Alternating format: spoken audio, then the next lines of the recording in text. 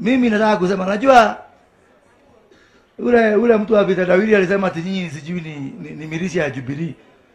Hapa Gatoro nyinyi ni mirisi ya yangu, mimi sitaki ujinga. Nimewapatia mapanga, kata mtu kama mtataka. Na sio yangu sababu mimi mwenyewe, ni yangu sababu ya kulinda ile maendeleo ambao mimi na Mheshimiwa Rais tunaleta hapa Gatundu.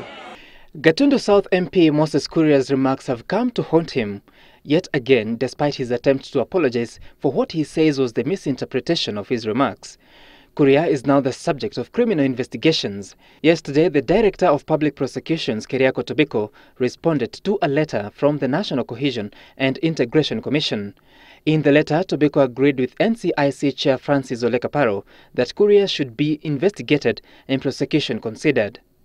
He further directed that an application under certificate of urgency be filed in court for the cancellation of bail terms granted to Kuria in a case where the MP is facing charges of hate speech against a community. Kuria has been out on a bail of 5 million shillings, freedom he could lose in light of the new allegations against him.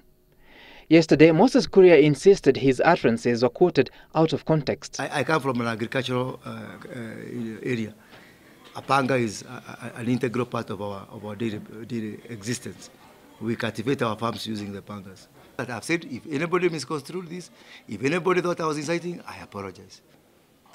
To ignore all the inciters in this country, give them a blackout, and if they don't get an avenue of disseminating their venom, I hope they will shut up. If found with a case to answer and subsequently charged and convicted, Kuria may face a jail term of 5 years without the option of a fine. Sam Gituku, Citizen at 1.